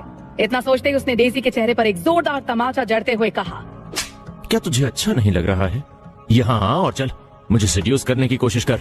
इतना कहकर पिंटू ने डेजी को 2-3 थप्पड़ और मारे, लेकिन डेजी अभी तक होश में नहीं आ पाई थी। ये देखकर पिंटू ने डेजी को 2 लात मारी। इस समय वो पूरी तरह से किसी साइको की तरह बिहेव कर रहा था। उसके चेहरे पर हवस थी और उसकी हरकतों में दरिंदगी। लगता है तूने पहली बार नशा किया है। ये ड्रग्स तो बर्दाश्त नहीं कर पा रही है। इतना कहकर पिंटू अपने कपड़े उतारने लगा। उसने डेजी को किसी खास तरह का ड्रग दिया था। डेजी सोफे पर लेटी हुई थी और काफी अनकंफर्टेबल महसूस कर रही थी। डेजी ने अपनी मुट्ठियां कसकर भींच ली और उसके आंसू उसके गालों से बह रहे थे। वो शुरू से ही जानती थी कि चीजें इतनी आसान नहीं होंगी, लेकिन उसके पास कोई चारा नहीं था। अगर उसने पिंटू को खुश नहीं किया तो उसकी जान भी जा सकती थी, और इससे भी बुरा ये था कि वो किसी से मदद भी नहीं मांग सकती थी। डेजी नशे में भी गेट पर ध्रुव के चेहरे को देख रही थी और सभी लोगों में से डेजी को इस समय कैसे भी ध्रुव से ये सारी बातें छुपानी थी, क्योंकि अगर ध्रुव को पता चल गया तो मामला और भी खराब हो सकता था। ध्रुव के एक गलत कदम से तेजा की जान खतरे में पड़ सकती थी। वो तेजा से बेइंतहा प्यार करती थी। वो तेजा के लिए अपनी जान भी दे सकती थी और जरूरत पड़ने पर तेजा को छोड़कर पिंटू के साथ एक कमरे में भी जा सकती थी। पर ये सब डेजी के लिए कितना मुश्किल भरा था, इस बात का कोई अंदाजा भी नहीं लगा सकता था। जरूरी नहीं कि हर प्यार करने वाले को एक दूसरे का साथ नसीब हो। डेजी के नसीब में यही था। डर और नशे के कारण डेजी का सर झनझना रहा था और सामने पिंटू अपने पूरे कपड़े उतारकर उसे मार मार कर अपने लिए तैयार करने की कोशिश कर रहा था। डेजी इतनी फ्रस्ट्रेटेड थी कि उसे लग रहा था कि वो नरक में आ गई हो। तभी ध्रुव ने लात मारकर दरवाजा खोल दिया। ध्रुव को देखते ही डेजी हैरान रह गई। उसने रोना भी बंद कर दिया। इस समय डेजी को ध्रुव की मदद की जरूरत थी, पर वो मदद मांग नहीं सकती थी। उसने अपने इमोशंस को दिल में दफन करके पिंटू को कसकर गले लगा लिया। उसने पिंटू को सेड्यूस करने की कोशिश करते हुए कहा, लव मी। डेजी ने दिल पर पत्थर रखकर जानबूझकर पिंटू से कहा। वहीं ध्रुव पास खड़ा ये सब देख रहा था। ध्रुव ने मन ही मन कहा, कितनी गंदी एक्टिंग, कितनी फेक। दरवाजे पर खड़े ध्रुव ने डेजी को एक नजर में देखकर ही बता दिया था कि डेजी अपनी मर्जी से यहाँ नहीं आई है। डेजी की आंखों में वही था जो कभी ध्रुव ने तृप्ति की आंखों में देखा था, जब तृप्ति को नकुल ने गैलेक्सी बार में आने को मजबूर किया था। इन सब के बाद भी ध्रुव डेजी की कॉम्प्लिकेटेड आंखों में तेजा के लिए प्यार देख सकता था। डेजी को ऐसा क्यों करना पड़ रहा है? उसकी क्या मजबूरी हो सकती है? ध्रुव अभी भी यही सोच रहा था कि तभी उसने जमीन पर ढेर सारी सिरिंज पड़ी देखी। उसे देखते ही ध्रुव की आंखें गुस्से से लाल हो गईं। उसका गुस्सा उबल रहा था। वहीं पिंटू इस समय पूरे मूड में था। वो ध्रुव की तरफ देखे बिना ही चिल्लाकर बोला, गेट लॉस्ट। ध्रुव मुस्कुराया और उसकी मुस्कान बेहद ठंडी थी। तेजा यहाँ नहीं था तो उसे ही डेजी को प्रोटेक्ट करना था। ध्रुव ने दहाड़ते हुए कहा, ये बहुत प्यासा है, इसकी प्यास बुझा दो। मिस्टर गिल, इससे पहले कि आप कोई एक्शन लें, मैं आपको एक बार फिर से बताना चाहता हूँ कि पिंटू कोई। बार के ओनर मलिक ने बहुत संभल कर ध्रुव को समझाते हुए कहा, पर ध्रुव की नजरें देखते ही मलिक की आवाज उसके गले में ही फंस कर रह गई। ध्रुव बहुत गुस्से में था और उसकी आंखों में अंगारे दहक रहे थे। Do it right now. ध्रुव ने उसकी बात भी नहीं सुनी। मलिक अच्छे से जानता था कि अगर उसने पिंटू को नाराज कर दिया तो ये बार तबाह हो जाएगा। डेजी ने ध्रुव की बात सुनी तो उसकी आंखें दहशत से भर गईं। उसे साफ समझ में आ रहा था कि ध्रुव बहुत केयरलेस था। वो ये भी जानती थी कि ध्रुव तेजा का अच्छा दोस्त था, ऐसा दोस्त जो तेजा के लिए अपनी जान भी देने से पीछे नहीं हटेगा। पर डेजी ध्रुव से कहना चाहती थी कि ऐसा वैसा वो कुछ ना करे। पिंटू कोई ऐसा इंसान नहीं था जिसे नाराज किया जा सके। ध्रुव को उसके बैकग्राउंड का अंदाजा भी नहीं था। डेजी ने दहाड़ते हुए कहा, यहाँ से जाओ, हमें परेशान क्यों कर रहे हो? डेजी भले ही नशे में दहाड़ रही हो, पर असल में उसकी आवाज में किसी मजबूर लड़की के चीखने की आवाज साफ सुनाई दे रही थी। Do it. ध्रुव की आवाज और भी ज्यादा तेज थी और गुस्से से भरी हुई थी। उसने फैसला ले लिया था कि अब उसे कोई झिझक नहीं थी। ये पिंटू कोई भी हो, उसका बैकग्राउंड कितना भी पावरफुल हो, ध्रुव को कोई फर्क नहीं पड़ने वाला। तभी अचानक मानवीर भी वहाँ आ गया। जब मलिक ने मानवीर को देखा तो उसने ध्रुव को पिंटू की आइडेंटिटी बताना बंद कर दिया। मानवीर को देखते ही मलिक को समझ में आ गया कि ध्रुव के पास भी खतरनाक लोगों की कमी नहीं थी और ध्रुव को नाराज करना भी कोई मजाक नहीं था। अब मलिक को समझ में आ रहा था कि आखिर ध्रुव कैसे आयरलैंड में होने वाली एशिया पैसिफिक इकोनॉमिक कॉन्फ्रेंस को कंट्रोल करने के लायक हो पाया था। मानवीर ने आते ही ध्रुव के इशारे भांपकर मुस्कुराते हुए कहा, लोगों को सबक सिखाने में मैं बहुत अच्छा हूँ। मुझे इस काम का अच्छा एक्सपीरियंस है। मानवीर खुशी से मुस्कुराते हुए तुरंत अंदर आ गया। जैसे डेजी ने ये देखा, उसके दिल से चीख निकली, नहीं नहीं, ऐसा मत करो। ध्रुव को ऐसा नहीं करना चाहिए। डेजी जानती थी कि वो पहले ही मुसीबत में फंस चुकी थी और अब वो ये नहीं चाहती थी कि ध्रुव भी इस मुसीबत में पड़े। डेजी को जो ऑर्डर मिले थे उसमें कहा गया था कि मुसीबत से बाहर निकलने का केवल एक ही तरीका था, उसे पिंटू को खुश करना होगा। अब तक पिंटू भी उठकर खड़ा हो गया था। उसके चेहरे पर कोई शिकन तक नहीं थी। उसने मुस्कुराते हुए कहा, तुम मुझे सबक सिखाओगे? मलिक, तुम अपनी कब्र खुद खोद रहे हो। पिंटू के चेहरे पर ऐसा रौब था मानो वो मलिक को अभी पूरा निगल जाएगा। वहीं मलिक किसी बुत की तरह चुपचाप खड़ा था। भले ही मलिक इस बार का ओनर हो और अंडरवर्ल्ड डॉन हो, लेकिन पिंटू के सामने वो कुछ भी नहीं था। बहुत सोचकर मलिक ने पिंटू को एक ऑफर देते हुए कहा, मिस्टर पेजर, अगर मैं तुम्हारे कमरे में किसी और को भेज दूं तो कैसा रहे? बार में बहुत सारी खूबसूरत लड़कियां हैं, एक केवल यही तो नहीं है। देखो, मैं वादा करता हूं कि मैं तुम्हारे लिए इससे भी अच्छी कोई लड़की भेज दूंगा और आज के बाद तुम जब भी यहाँ आओगे तो तुम्हारा सारा बिल माफ होगा। केवल बिल ही नहीं, तुम्हारा सब कुछ मुझ पर होगा। जैसे ही मलिक की बात खत्म हुई, एक कांच की बोतल टूटने की जोरदार आवाज आई। मलिक कोशिश कर रहा था कि मामला शांति से सुलझ जाए, पर पिंटू को उसकी सलाह रास नहीं आई। उसने मेज पर रखी शराब की बोतल उठाई और मलिक के सिर पर दे मारी। कांच टूटने की आवाज इतनी तेज थी कि सभी एक पल के लिए चौंक गए। मलिक के सिर पर गहरी चोट आई थी और सिर से गाढ़ा खून बह रहा था। मलिक के पीछे कई लोग खड़े थे। वो सभी मलिक के बार में काम करते थे। शेख बार के ओनर के तौर पर मलिक इस तरह से अपने स्टाफ के सामने बेइज्जत नहीं होना चाहता था, खासतौर पर इस समय जब एशिया पैसिफिक इकोनॉमिक कॉन्फ्रेंस होने वाली थी और सारी दुनिया से लोग आयरलैंड आने वाले थे। मलिक का ये हाल देखकर उसका स्टाफ, जिसमें ज्ञान सिंह भी आगे था, आगे आए, पर मलिक ने अपने हाथ फैलाकर उनको रोक दिया। मलिक की आंखों के आगे अंधेरा छा रहा था, सब कुछ धुंधला दिख रहा था। वहीं पिंटू मलिक को ऐसे देख रहा था जैसे कोई मालिक अपने पालतू कुत्ते को देखता हो। पिंटू ने हंसते हुए कहा, मलिक, इतना दुखी मत हो। तुम्हारे सिर पर बोतल फोड़कर मैंने तुम्हारी इज्जत बढ़ाई है। इसके बाद पिंटू डेजी की तरफ देखते हुए बोला, अभी मैं तेरा भी यही हाल करूंगा, तो देख ले अच्छे से। कमाल है मलिक, तुम अभी भी यहीं खड़े हो। चलो निकलो यहाँ से, देख नहीं रहे हो मैं कुछ जरूरी काम करने जा रहा हूँ, चलो भागो। पिंटू की बात पूरी होने से पहले ही मलिक ने उसके गाल पर एक जोरदार तमाचा जड़ दिया। पिंटू को विश्वास ही नहीं हो पा रहा था कि मलिक उस पर हाथ उठाएगा। उसने गुस्से में मलिक को देखकर कहा, मलिक, तुम पागल तो नहीं हो गए? पिंटू को उम्मीद नहीं थी कि मलिक में उसे मारने की हिम्मत होगी। उसकी ऐसा करने की हिम्मत कैसे हो गई? पिंटू मलिक पर गुस्से से दहाड़ता हुआ बोला, क्या तुम जानते हो मैं कौन हूँ? मलिक अब उसे और बर्दाश्त नहीं कर पा रहा था। मलिक ने दांत पीसते हुए कहा, तुझे किस बात की गर्मी है? तू एक नाजायज औलाद ही तो है। अगर तुझमें इतनी ही हिम्मत है तो आयरलैंड में ताकतवर बनने की नौटंकी करने की बजाय अपनी जगह पर वापस जा। अगर ध्रुव यहाँ ना होता तो शायद मलिक पिंटू की हर बदतमीजी बर्दाश्त कर लेता, लेकिन अब इसे और बर्दाश्त नहीं किया जा सकता था। इस समय ध्रुव उसके बगल में खड़ा था और वो किसी भी हालत में ध्रुव को बेइज्जत नहीं होने दे सकता था। बेशक पिंटू खुद भी जानता था कि वो एक नाजायज औलाद था, लेकिन उसके मुंह पर ऐसा नहीं कहना था, इसका जिक्र भी नहीं करना था, बिल्कुल भी नहीं। पिंटू अभी भी हैरान था। उसने गुस्से में थरथराते हुए कहा, क्या कहा? क्या कहा तूने? गैम्बलिंग किंग फैमिली के मेंबर कई औरतों से शादी करते थे, लेकिन फिर भी पिंटू के बाप ने उसे अपना बच्चा मानने से इनकार कर दिया था। साथ ही पिंटू की मां पर कैरेक्टर लेस होने का आरोप भी लगाया था। मलिक आगे बोलता चला गया, मैंने कहा तुम एक नाजायज औलाद हो पिंटू। क्या गलत कहा? क्या तुम्हें अपने आइडेंटिटी कार्ड में लिखा अपना सरनेम पसंद नहीं है? पेजर नाम तो तुम्हें लोगों ने दिया है, असल में तो तुम नाजायज ही हो ना। मलिक ने गुस्से में गुर्राते हुए अपनी बात कही। बात कड़वी थी, पर आज ये सब बोलकर मलिक को बहुत अच्छा लग रहा था। पिंटू ने आज तक उसके साथ जो भी गलत किया था, मलिक ने आज एक बार में सबका बदला ले लिया था। पिंटू इतना गुस्से में था कि उसकी आवाज नहीं निकल पा रही थी। वो जमीन से उठकर कुछ रिएक्ट करने ही वाला था कि मलिक ने फिर से कहा, मारो इसे, और तब तक मारो जब तक ये मर ना जाए। मलिक का इशारा मिलते ही उसका स्टाफ किसी सुनामी की तरह पिंटू की तरफ टूट पड़ा। इस समय किसी को भी पिंटू के बैकग्राउंड, उसके पावर या किसी भी चीज की कोई परवाह नहीं थी। मिस्टर गिल, मैं बहुत लंबे समय से इसे सबक सिखाना चाहता था। मलिक ने ध्रुव की ओर देखा और मुस्कुराते हुए कहा। मलिक की बातें सुनकर ध्रुव ने कुछ नहीं कहा, बस सिर हिला दिया। वो सीधा डेजी के पास चला गया। ध्रुव डेजी के सामने जाकर बोला। चलो मेरे साथ आओ। डेजी की आंखें गंभीर हो गईं और उसने अपना सिर हिला दिया। सभी ने पिंटू को इतना मारा कि पिंटू अधमरा जमीन पर पड़ा था।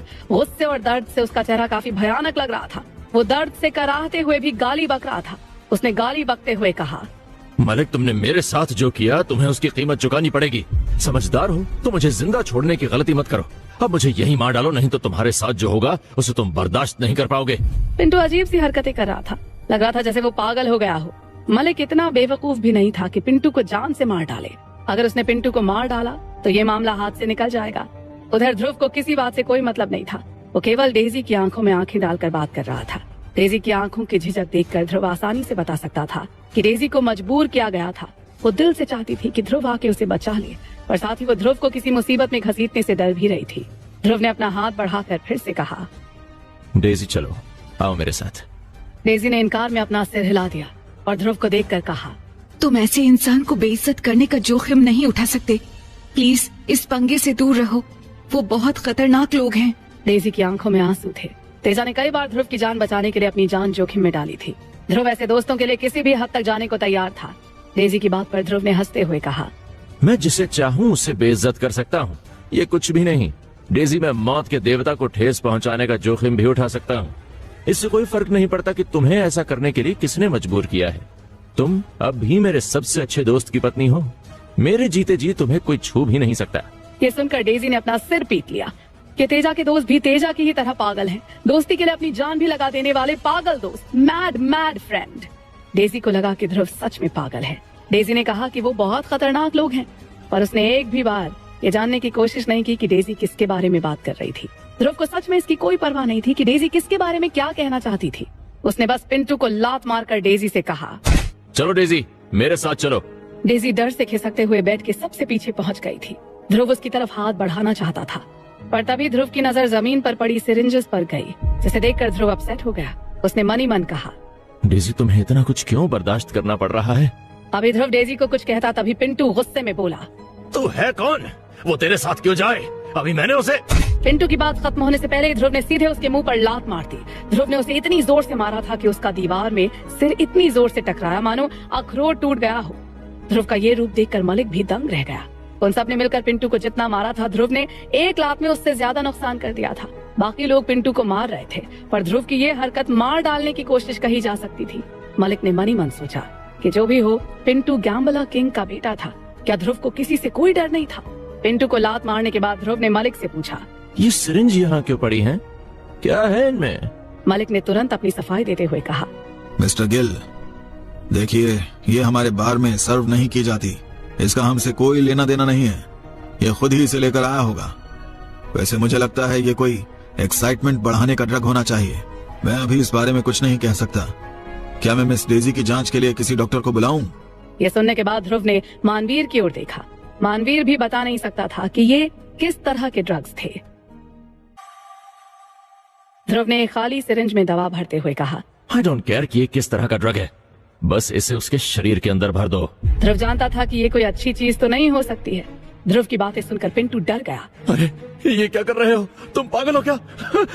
अरे नहीं। पिंटू मन में सोच रहा था, ये लोग मेरे साथ ऐसा करने की हिम्मत नहीं कर सकते। ध्रुव ने सिरिंज में बहुत ज्यादा मात्रा में वो ड्रग भर दिया था। इतना अमाउंट किसी घोड़े के लिए भी काफी था, जिसे देखकर पिंटू डर से कांप रहा था। उसने अपने आप से कहा, क्या ये पागल बाकी सभी दवाओं को भी मेरे शरीर में इंजेक्ट कर देगा? सोचकर ही पिंटू डर से थर थर कांप रहा था। उसे लगा कि इतना ड्रग जाने से वो पागल हो जाएगा, वो इसे सहन ही नहीं कर पाएगा।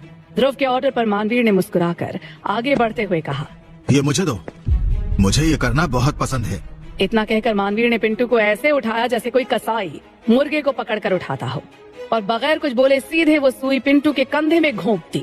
पिंटू को बचाव का एक भी मौका नहीं मिला। वो जोर से रो रहा था, दोनों हाथ जोड़कर गिड़गिड़ा रहा था। वो बेहद डरा हुआ और दुखी लग रहा था, लेकिन मानवीर को कुछ सुनाई ही नहीं दे रहा था। वो लोगों को टॉर्चर करने का एक्सपर्ट लग रहा था। मानवीर ने बेरहमी से कई सारी सिरिंज पिंटू में इंजेक्ट कर दी। पिंटू को ऐसा लग रहा था जैसे अब वो इसे और बर्दाश्त नहीं कर सकता। उसके रोंगटे भी खड़े हो गए थे। डेजी ने देखा कि ध्रुव और उसके दोस्तों का रुकने का इरादा ही नहीं था, तो वो गुस्से से चिल्लाई, ध्रुव तुम क्या कर रहे हो? पर डेजी की चीख सुनकर ध्रुव ने बहुत प्यार से जवाब दिया, मैं इसे समझा रहा हूँ कि कोई भी मेरे या मेरे दोस्तों के साथ खिलवाड़ नहीं कर सकता है। डेजी ने अपने पैर पटकते हुए कहा। ध्रुव ऐसा मत करो, तुम्हें नहीं पता तेजा ने विज़र्ड ऑफ ऑड्स के किसी शख्स को नाराज कर दिया था। ये पिंटू भी उनमें से ही एक है। डेजी की बात सुनते ही पूरे प्राइवेट रूम में शांति छा गई। सब ऐसे शांत थे मानो किसी ने भूत देख लिया हो। कमरे की शांति देखकर ध्रुव हैरान था। विज़र्ड ऑफ ऑड्स, ये क्या है? उसे समझ में ही नहीं आ रहा था कि ऐसा क्या था जो अचानक से मानवीर भी रुक गया था। ध्रुव ने बेफिक्री से कहा, Forget it. No matter who they are, वो जो भी हो, बस उन्हें समझा दो कि वो मेरे दोस्त के साथ खिलवाड़ नहीं कर सकते। पर ध्रुव की बात पर सभी शांत खड़े थे। मलिक के हाव भाव बदल गए थे। वो एक टक डेजी को देख रहा था। उसे समझ में नहीं आ रहा था कि ये लड़की आखिर विज़र्ड ऑफ ऑड्स के लोगों की नजरों में कैसे आ गई। और उसने अभी अभी कहा कि पिंटू भी उनमें से एक है। विज़र्ड ऑफ ऑड्स के बारे में सुनते ही मलिक का चेहरा काला पड़ गया था। मानवीर भी सरप्राइज था। उसने कहा, वैसे मुझे नहीं लगता कि ये ऑर्गेनाइजेशन अभी भी एग्जिस्ट करता है। ध्रुव मानवीर को देखकर हैरान था। मानवीर सबको बता रहा था या खुद को दिलासा दे रहा था, कुछ समझ में नहीं आ रहा था। विज़र्ड ऑफ ऑड्स बहुत बड़ा अंडरग्राउंड ऑर्गेनाइजेशन हुआ करता था, लेकिन ये दशकों पहले खत्म हो चुका था। कभी विज़र्ड ऑफ ऑड्स अपने हीरोज के लिए फेमस था। इस ऑर्गेनाइजेशन ने कई लेजेंड्स दिए हैं। खैर, समय के साथ साथ सब कुछ बेहतर ही होता है। ध्रुव के पूछने पर मानवीर ने बताया, यही वजह थी कि मानवीर आयरलैंड में ध्रुव से मिलने आने की जिद कर रहा था। अगर उसने स्टील ट्रियो में समय रहते बदलाव नहीं किए तो भविष्य में मानवीर एक बेकार लीडर साबित होगा। डेजी ने मानवीर को एक नजर में पहचान लिया था। उसने आगे कहा, विज़र्ड ऑफ ऑड्स अभी खत्म नहीं हुआ है, बल्कि मौजूद है। और उसकी ताकत को कम मत समझना, वो अब पहले से ज्यादा ताकतवर हो गए हैं। क्या? डेजी की बात पर मानवीर और मलिक दोनों ने हैरानी से उसकी तरफ देखा। मानवीर ने पीछे मुड़कर डेजी की ओर देखा। उसकी आंखें विश्वास नहीं कर पा रही थी। डेजी ध्रुव की दोस्त थी, इसलिए मानवीर को लगा डेजी से आगे पूछताछ करना ठीक नहीं रहेगा। लेकिन मानवीर उससे और भी पूछना चाहता था। ध्रुव ने डेजी को देखकर पूछा, अभी भी मौजूद है तो? मानवीर अकेले आयरलैंड आया था। वो अकेला आयरलैंड पर राज नहीं कर सकता था, लेकिन फिर आयरलैंड में वो काफी इन्फ्लुएंशियल था। लेकिन उसके जैसे शख्स ने भी विज़र्ड ऑफ ऑड्स का नाम सुना तो उसके चेहरे के भाव बदल गए थे। डेजी ने दर्द से अपना हाथ सहलाते हुए कहा, दिल्ली में तेजा ने विज़र्ड ऑफ ऑड्स के किसी शख्स को नाराज कर दिया था। और जब विज़र्ड ऑफ ऑड्स के लोग तेजा को ढूंढते हुए उसके घर आए, उस दिन तेजा घर पर नहीं था। इतना कहकर डेजी कुछ बोल नहीं पाई। वो दर्द से कराह रही थी। उसका नशा अब उतर गया था, इसलिए उसे दर्द भी महसूस होने लगा था। दूसरी तरफ पिंटू को मलिक के लोग हॉस्पिटल ले गए थे। भले ही मलिक ध्रुव के लिए खड़ा हो गया था, पर फिर भी उसने पिंटू को हॉस्पिटल भेजने में मदद की, क्योंकि ये उसका पार था और वो नहीं चाहता था कि पिंटू पर कोई भी आंच आए। पिंटू के जाने के बाद ध्रुव ने डेजी के शरीर पर सिरिंज के निशान देखे। डेजी की पूरी बांह सिरिंज के निशान से भरी हुई थी, जिससे पानी रिस रहा था। यह देखकर ध्रुव को लग रहा था कि उसने पिंटू से ढंग से बदला नहीं लिया है। उसे पिंटू के शरीर में कम से कम 100 इंजेक्शंस और लगाने थे। ध्रुव ने अपने आप से वादा किया कि अगली बार अगर पिंटू उसकी नजरों के सामने आएगा तो वो पिंटू को मार डालेगा। कुछ देर जांच करने के बाद पता चला कि पिंटू ने डेजी को ड्रग तो कम मात्रा में दिया था और ये घाव टॉर्चर के थे। साथ ही ध्रुव को यह भी पता चला कि पिंटू ने डेजी को हवा से भरी सिरिंज भी लगाई थी, जो ड्रग से भी ज्यादा घातक थी। ध्रुव डेजी की बाहों में फर्स्ट एड लगा रहा था। साथ साथ उससे तेजा और विज़र्ड ऑफ ऑड्स के बारे में पूछता भी जा रहा था। उसकी समझ में नहीं आ रहा था कि विज़र्ड ऑफ ऑड्स के लोग दिल्ली जैसे छोटे शहर का बदला लेने क्यों आएंगे। तेजा ने दिल्ली में कोई बहुत बड़ा कांड नहीं किया था। उसके केवल 2 पंगे ही बड़े लेवल के थे। पहला दास फैमिली के बॉक्सिंग रिंग का पंगा, जहां ध्रुव भी मौजूद था, और दूसरा दिल्ली के फेमस कसिनो वाला केस। वहीं डेजी बताती जा रही थी, उन्होंने मुझसे कहा कि अगर मैं पिंटू के करीब गई और उसे खुश कर दिया तो वो तेजा को बख्श देंगे। डेजी ने डबडबाई आंखों से ध्रुव की ओर देखा और कहती गई, मेरे पास कोई चारा नहीं था। तेजा मुझे अपनी जान से भी ज्यादा पसंद है। मैं उसके लिए सब कुछ छोड़ सकती हूँ, फिर चाहे उसके लिए मुझे अपनी जान भी क्यों ना देनी पड़े। मैं जानती हूँ कि तुम और तेजा बहुत ताकतवर हो, पर तुम सभी लोग मिलकर भी विज़र्ड ऑफ ऑड्स का मुकाबला नहीं कर सकते। विज़र्ड ऑफ ऑड्स बहुत पावरफुल ऑर्गेनाइजेशन है। डेजी बहुत सीरियस थी, यहाँ तक कि मानवीर की मौजूदगी में भी वो जानती थी कि ध्रुव का विज़र्ड ऑफ ऑड्स से कोई मुकाबला नहीं है। डेजी की बातें सुनने के बाद ध्रुव ने सिर हिलाया और मुस्कुराते हुए कहा, ऑलराइट, मैं समझ गया। उसके बाद ध्रुव ने निहाल को मैसेज भेजा, जिसमें उसने निहाल से विज़र्ड ऑफ ऑड्स की सारी जानकारी मांगी। निहाल ने तुरंत एक मैसेज में जवाब में हैरानी के साथ पूछा, ध्रुव सर, आपको अचानक इस पुराने ऑर्गेनाइजेशन की याद कहां से आ गई? इस ऑर्गेनाइजेशन के बारे में हमारी पीढ़ी के लोग भी नहीं जानते हैं। ध्रुव ने निहाल से कहा। इसके बारे में पता करो। मैं जानना चाहता हूँ कि इस ऑर्गेनाइजेशन के पुराने मेंबर इस समय कहाँ हैं और क्या कर रहे हैं। अभी ऑर्गेनाइजेशन में क्या चल रहा है, इसमें कितने मेंबर हैं और वो लोग कौन हैं। ध्रुव से बात करके निहाल तुरंत जांच करने लगा। निहाल से बात खत्म करने के बाद ध्रुव ने मुड़कर डेजी की ओर देखकर कहा, डेजी, आई एम सॉरी, पर मुझे लगता है तुमने अपने पति और उसके दोस्तों की ताकत को अंडर एस्टिमेट किया है। पता नहीं क्यों पर ध्रुव को ऐसा लग रहा था कि विज़र्ड ऑफ ऑज उसके पीछे आ रहा था। विज़र्ड ऑफ ऑज के निशाने पर ध्रुव था और वो लोग ध्रुव के दोस्तों के रास्ते ध्रुव पर हमला कर रहे थे। ध्रुव ने हैरानी के साथ अपने आप से कहा, कहीं ऐसा तो नहीं कि पापा के दुश्मन इस ऑर्गेनाइजेशन से ही हों। उसके बगल में डेजी चुप थी। उसे समझ में नहीं आ रहा था कि ध्रुव को कैसे समझाए। ध्रुव को डेजी की बात पर विश्वास ही नहीं था। उधर ओडीसी होटल में सिल्वी को उम्मीद नहीं थी कि ध्रुव अब तक ओडीसी होटल में मौजूद था। इससे भी ज्यादा गुस्सा उसे इस बात पर आ रहा था कि ध्रुव ने उसकी ओर देखा तक नहीं था। उसने गुस्से में अपने पैर पटकते हुए कहा, देखा, ध्रुव अभी भी ओडीसी में रुका हुआ है। वो खुद को समझता क्या है? क्या उसे सच में लगता है कि वो हमसे भी हाई स्टेटस का है? अपनी माँ को गुस्से में देखकर शगुन ने तुरंत ही अपनी माँ को समझाते हुए कहा, माँ, आई एम श्योर ध्रुव का ये मतलब नहीं होगा।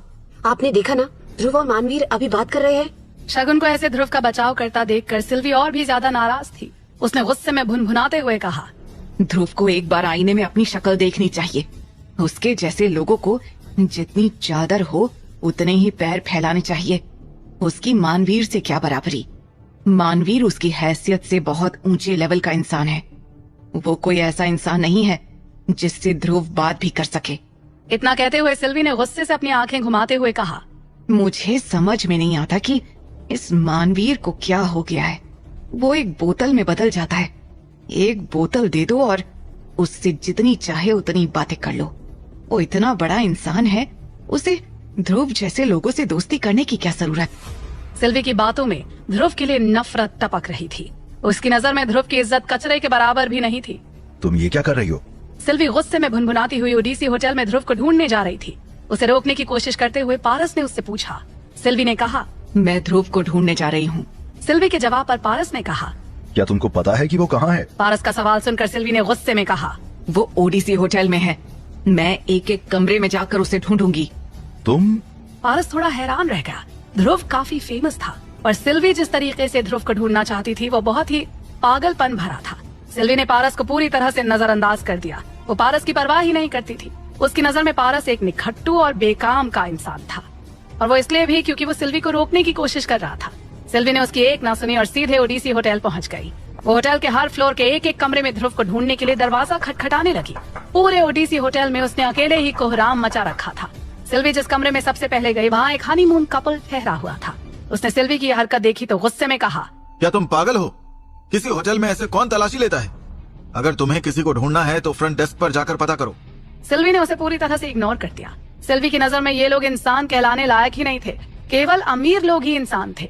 कुछ देर तक ऐसे एक एक दरवाजा खटखटाने के बाद सिल्वी थक चुकी थी।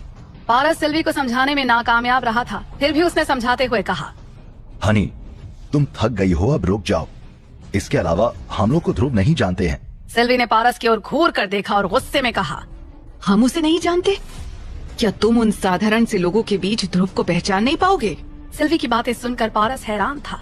सही कहें तो पारस सिल्वी से कुछ हद तक अग्री करता था कि उन्हें मौके का फायदा उठाना चाहिए ताकि इस मौके पर वो ज्यादा पैसा कमा सकें। लेकिन बेदी फैमिली के पास पैसों की कमी नहीं थी, पर सिल्वी को किसी बात से कोई फर्क नहीं पड़ रहा था। उसने पारस को समझाते हुए कहा, पारस, ये मत सोचो कि बेदी फैमिली के अग्रवाल फैमिली से मिल जाने के बाद अब तुम आराम से रह सकते हो। पारस, मेरी बात ध्यान से सुनो। इंसान का दिमाग परेशानियों और कठिनाइयों में ही डेवलप होता है और रेस्ट की कंडीशन में सुख सुविधाओं में बर्बाद हो जाता है। हमें अपने अच्छे समय में आने वाली मुसीबतों के बारे में सोचना चाहिए और तैयार भी रहना चाहिए। प्रतीक की मदद के कारण बेदी फैमिली और अग्रवाल फैमिली मिल गई हैं, लेकिन बेदी फैमिली के हेड के तौर पर तुमको पता होना चाहिए कि अग्रवाल जैसी फैमिली टैलेंटेड लोगों को आसानी से रिक्रूट नहीं करती है। पारस भी ये बात अच्छे से जानता था कि अग्रवाल फैमिली जो पूरी दुनिया की अर्थव्यवस्था पर हावी थी और उनके पास द बेस्ट लोग काम करते थे, अगर अग्रवाल फैमिली बेदी फैमिली को अपने साथ मिला रही थी तो इसका भी कोई कारण होगा, या शायद उन्हें बेदी फैमिली के टैलेंटेड लोगों की जरूरत होगी। पारस ने सिल्वी की बात पर हामी भरते हुए कहा, यस सिल्वी, मैं जानता हूँ, यू आर राइट। मैं तुमसे अग्री करता हूँ। सही कहें तो पारस के पास सिल्वी से अग्री करने के अलावा और कोई चारा भी नहीं था, पर पारस की बात पर सिल्वी ने उसे टॉन्ट मारते हुए कहा, दैट्स गुड कि तुम जानते हो, फिर भी खुद को देखो कि तुम क्या कर रहे हो। एक बार ठंडे दिमाग से सोचो, प्रतीक ने जो कुछ भी हमारे लिए किया, क्या तुम उस लायक भी हो? तुम तो एक बाप होकर भी अपनी लड़की को, you can't even educate your daughter. Silvi ने पारस को अच्छे से झाड़ दिया। पारस की बोलती बंद हो गई थी, वो सिल्वी को कुछ समझा भी नहीं सकता था। पारस चुप हो गया तो सिल्वी ने अपना फोन निकाला और ओडीसी होटल के मैनेजर को भी बुला लिया। मैनेजर के पास कोई ऑप्शन नहीं था, वो भी सिल्वी के साथ एक कमरे से दूसरे कमरे में ध्रुव को ढूंढने की कोशिश कर रहा था। अंत में ओडीसी होटल में ठहरा हर गेस्ट, मैनेजर और स्टाफ सभी नाराज हो गए थे, पर सिल्वी को किसी की कोई परवाह नहीं थी। वो ध्रुव को ढूंढ नहीं पाई थी, इसलिए वो इतनी डिसअपॉइंटेड थी कि उसके शरीर में जान ही नहीं बची थी। उसने अफसोस के साथ अपने आप से कहा, ध्रुव, तुम आखिर हो कहाँ? तुमको ढूंढना इतना डिफिकल्ट क्यों है? सिल्वी की सारी हिम्मत जवाब दे चुकी थी। पारस ने फिर से सिल्वी को समझाते हुए कहा, हनी, तुम्हें खुद उसे ढूंढने की जरूरत नहीं है। इसके अलावा अगर तुम्हें ध्रुव मिल भी गया तो हो सकता है कि वो तुमसे मिलने को तैयार ना हो।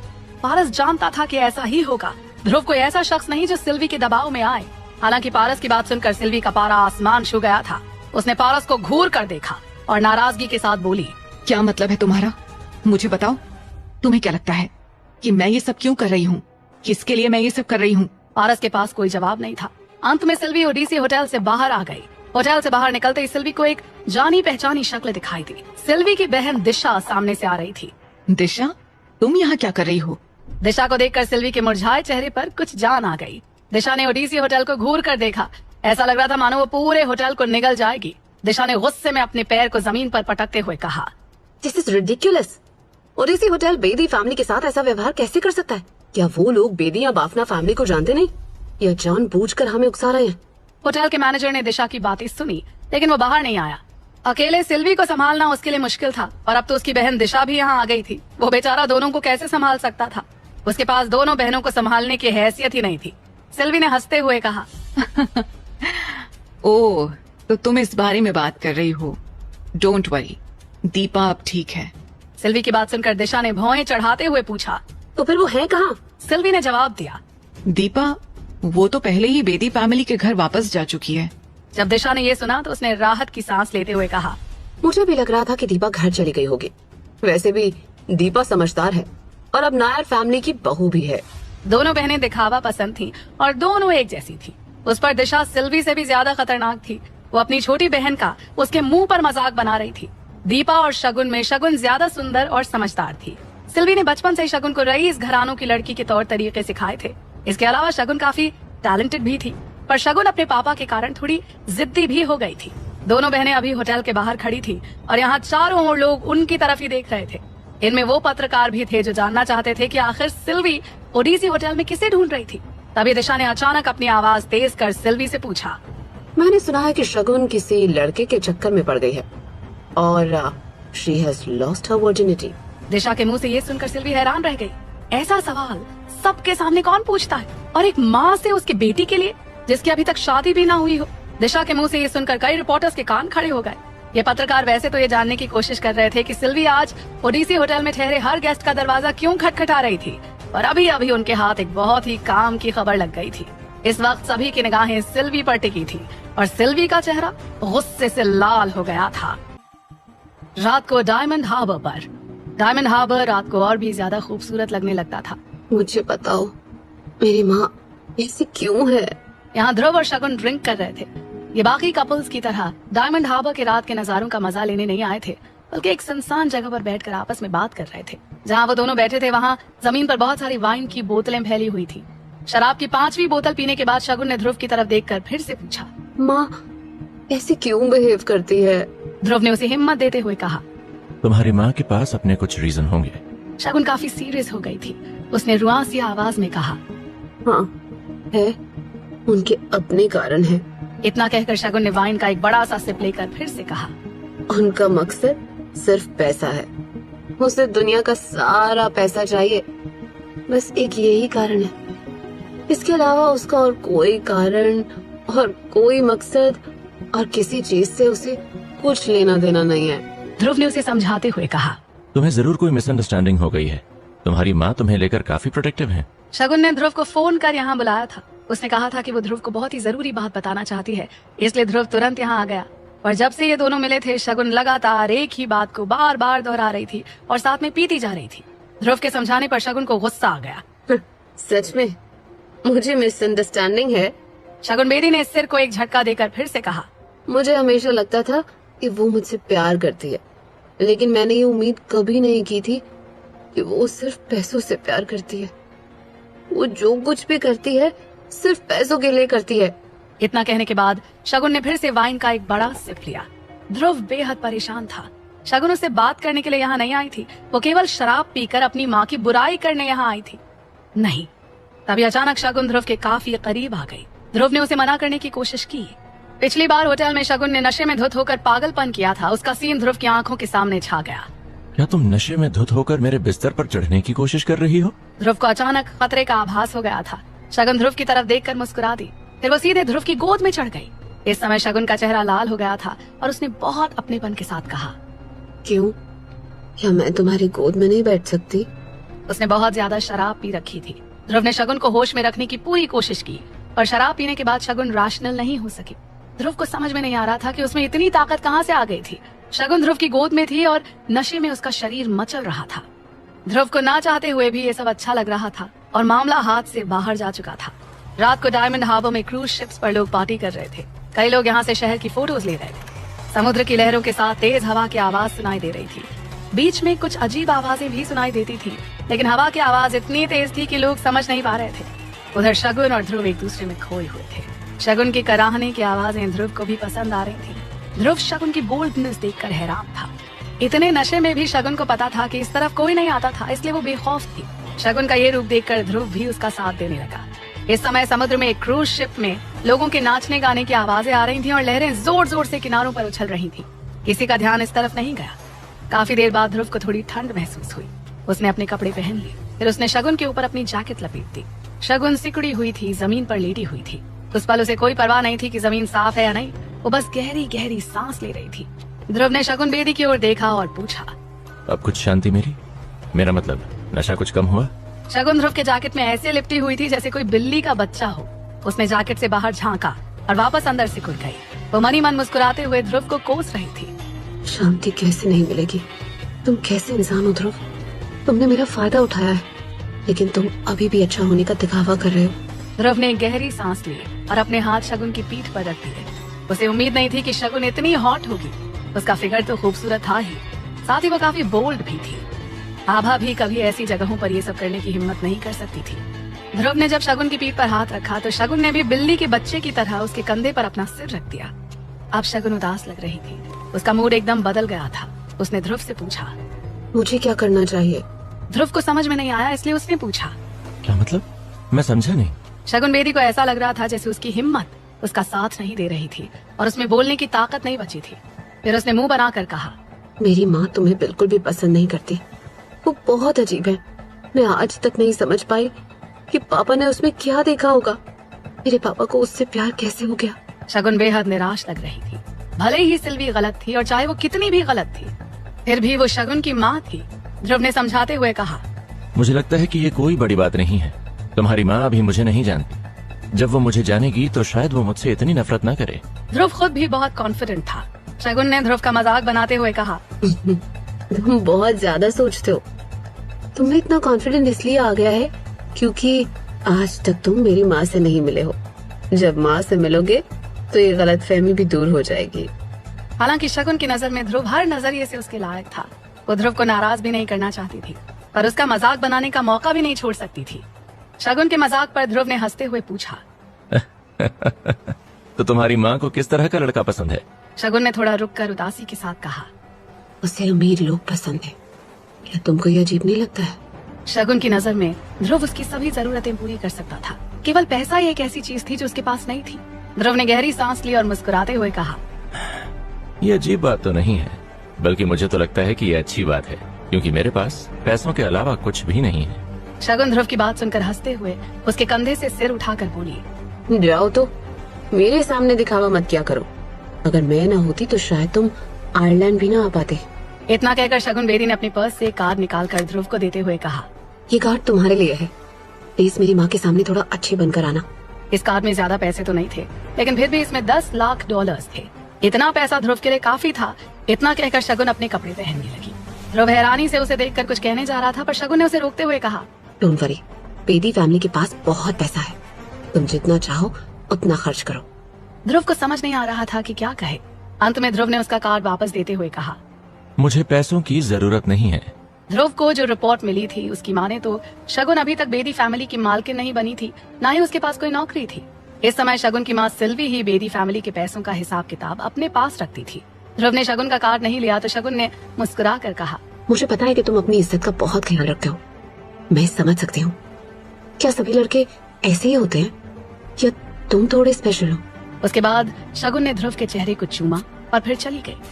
चांद की रोशनी में शगुन और भी ज्यादा खूबसूरत लग रही थी। ध्रुव काफी देर तक उसे जाता देखता रहा।